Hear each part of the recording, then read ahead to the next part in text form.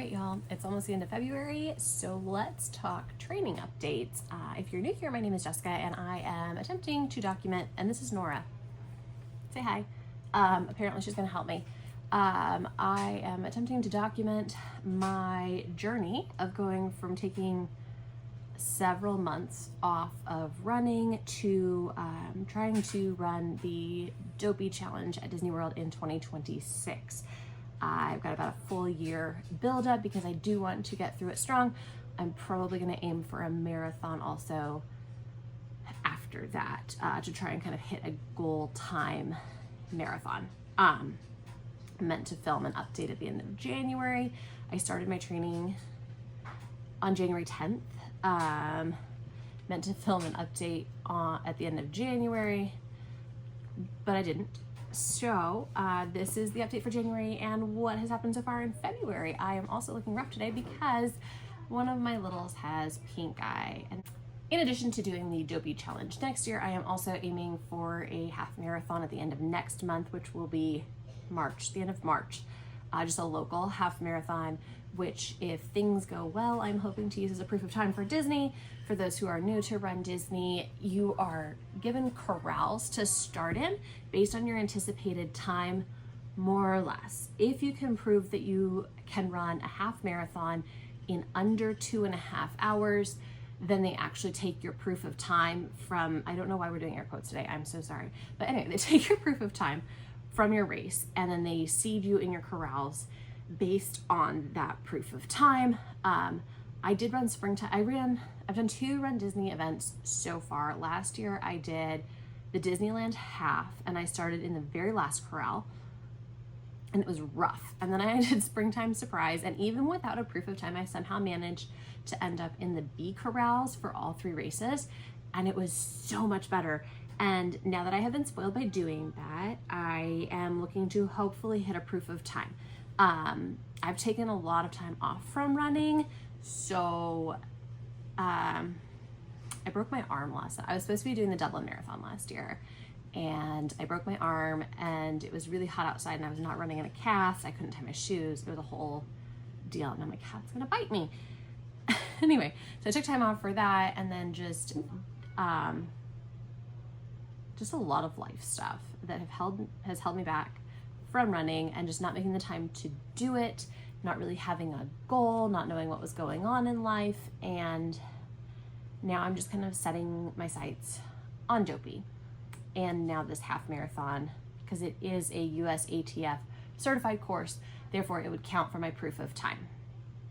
Anyways, so yeah, that's where we're at. I have, for the past 3 runs, I think, managed to do at least 1 mile under 10 minutes, which is huge for me. That is not something that I have accomplished much, probably since having kids. I have never been a speedy runner. I have always been more of a distance girly. My favorite is actually trails and ultras, but with kids, that's just not a feasible thing right now. So getting into the training, I ran this is my spreadsheet. We're gonna share that. Really like it. Set it up in GoodNotes. So that's what I'm gonna be staring at. I did a whopping 20 miles in January. I think I missed 1 run, but probably not. I think I actually just ran 20 miles in January. I started on the 10th of January. That was my first run for the year. My first run since probably like November. And so I did 5 was my longest, and I did, again, 20 miles for the month. So far for February, today is the 22nd. And so far for this month, I have done 21 miles. I'm supposed to be doing an 8-mile run. I got 3 hours of sleep last night, so it is not happening tonight. We're gonna aim for a hopefully better night tonight and do 8 miles tomorrow. So that will add some to my total, probably another 5-mile run next week. Assuming we can get through this whole pink eye situation. So that is where we're at. So wins and struggles for training. consistency is a struggle just because I am solo parenting more or less. I live with my mom while my husband is out of the country, but it's a lot different to ask your mom to take care of your kids while you go run than it is to ask your husband, because he's genetically obligated to do it. But he's in the wrong country to be doing that right now, so we are just doing the best we can. I usually try and get up and go to the gym. I leave the house at like 4:30 in the morning to be at the gym by 5. Unfortunately, we've also had a lot of snow and ice and like school delays, so driving half an hour to the gym when it's not safe roads doesn't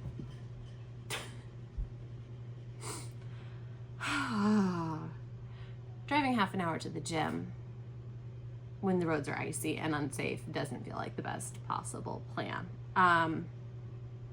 So yeah, the wins for training so far have been that I have been physically very comfortable and capable of the distances I've done. I've only gone up to 6 miles so far, but none of my 6 mile runs have really felt like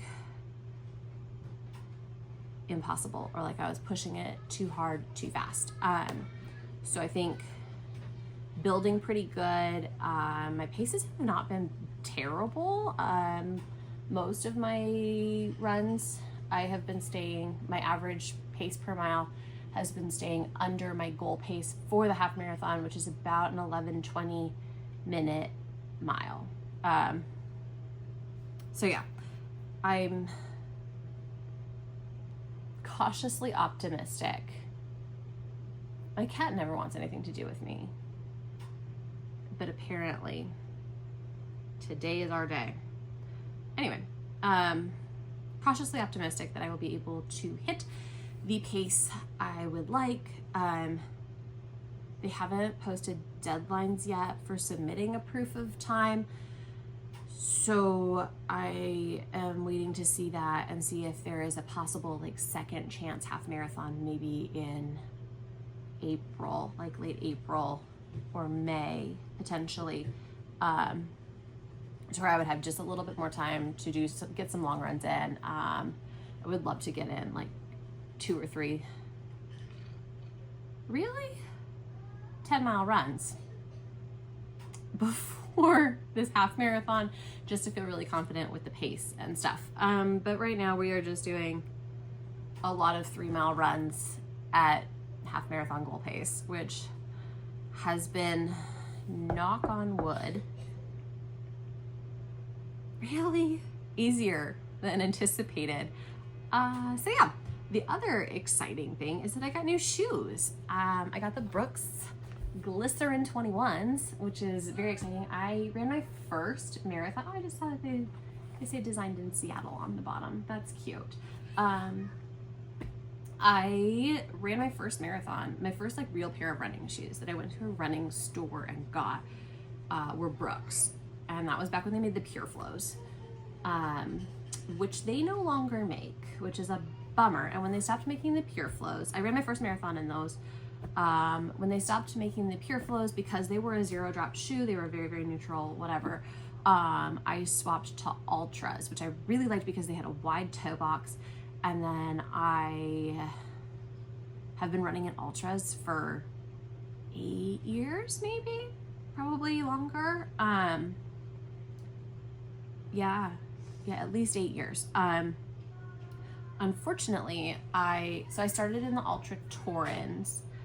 Then I got an updated version of the Torrens at one point, and they had changed the tongue to where it was really thin and it actually cut your ankles, which isn't great. They have fixed that problem because I actually have a pair of Ultra Torrens in a box over there that I need to send back because I went with these instead.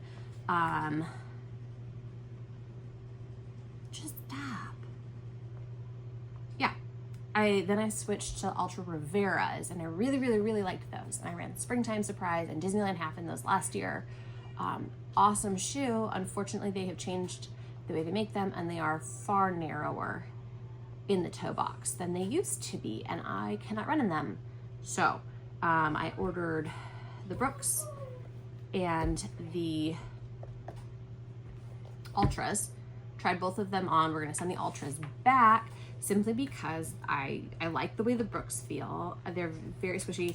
We're gonna see how long they last and how they hold up. And then the other thing for me is that the brooks are a lot more easily accessible. I live somewhere without an actual running store right now. So getting new shoes isn't like going and getting new shoes in person. There's not a lot of options. Like we have a Dick's Sporting Goods and that's it. So they don't carry ultras, so I can't go in, and I got really tired of the trying on 3 different pairs of shoes through the mail and whatever. So Brooks is carried by Dick's, so we are going with this option and we're gonna see how it goes. So yeah, that's where we're at. That's where we're at. Training update, shoe update. I clearly have not run in them yet. There is so much mud outside right now.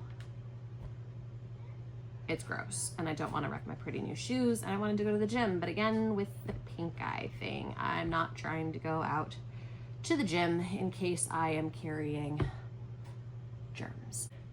So I think that about wraps up the training update for right now. I will hopefully make an updated video at the end of February with like my total mileage and kind of miles for the year, that kind of thing. Obviously right now, not a lot, 41 miles or something for the year. But that's okay, we're getting there. And I think the mileage will continue to go up. If you are interested in following along on this journey to Dopey Challenge 2026, I hope you will hit the subscribe button, like the video, leave a comment and say hi. Listen to my kids throw toys down the hallway when they're supposed to be napping. Yeah, happy running.